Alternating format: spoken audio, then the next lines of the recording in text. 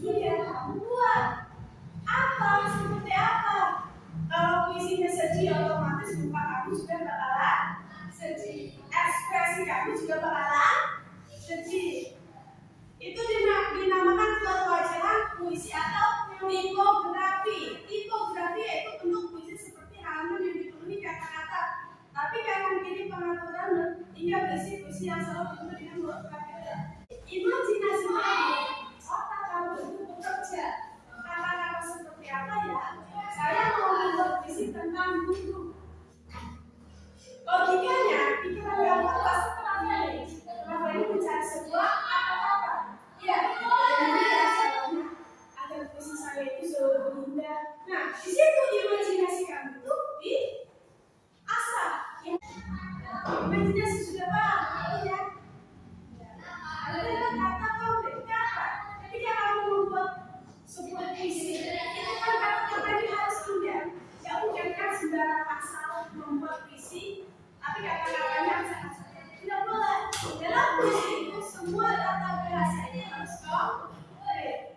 Selanjutnya gaya bahasa. Gaya bahasa merupakan penggunaan bahasa dengan menghidupkan atau meningkatkan efek yang menimbulkan konotasi tertentu dengan bahasa yang gaya bahasa itu harus lebih singkat tapi isinya apa?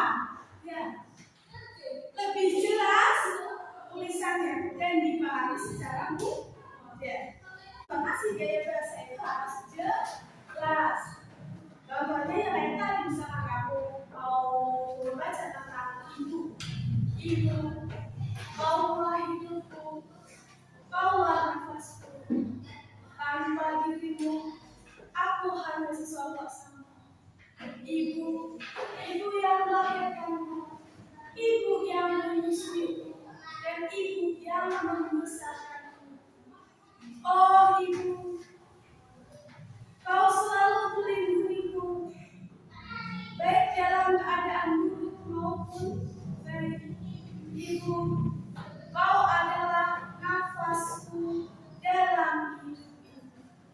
Kan gitu, puisi. Kamu kalau sumpah di sini tuh ada bilang halaman 23. Ini judulnya celana. Coba kalian baca. Celana yang kau pakai itu begitu kucel dan lusuh, tetapi kaulah yang tahu mengapa ia harus selalu menempel di tubuhmu.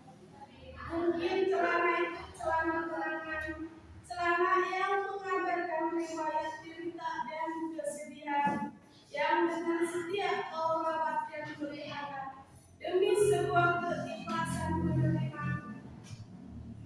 Barangkali pula celana itu celana pengabdian, celana yang dalam kau pertaruhkan dalam berkelahian, celana yang diam-diam telah biasa membalut luka-luka.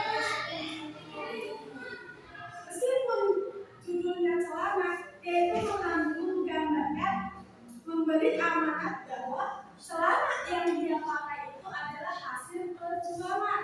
Entah perjuangannya itu ketika itu kenang-kenangan terlahir dari ibunya mungkin, dari ayahnya mungkin, atau dari teman-teman yang sudah ditinggalkan. Banyak puisi itu menceritakan atau memberikan ide tentang apa yang kamu alami. Kamu juga bisa membuat puisi ketika kalian akan menulisnya ke kelas 9. Kalian bisa membuat puisi tentang kelas 8. Kenangan indah di kelas 8. Itu kan nanti kalian jabarkan. Ketika saya kelas 8, saya ini dan di situ kalian membuat puisi dibuat puisi.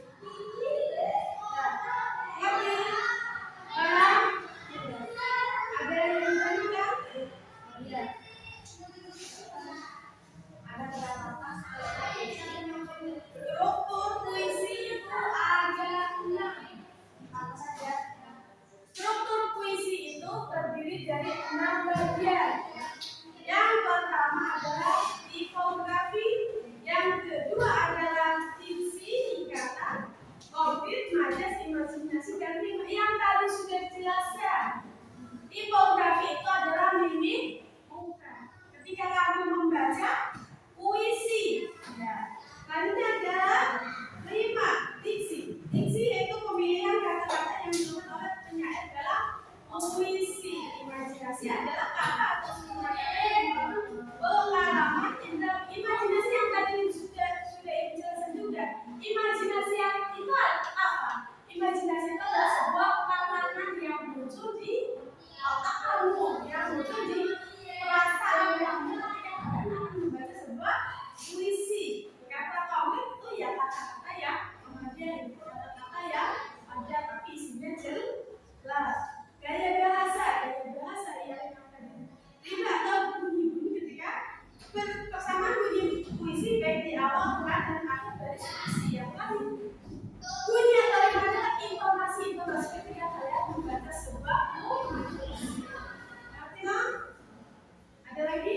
Bu, Ada. tadi puisi itu ada berapa?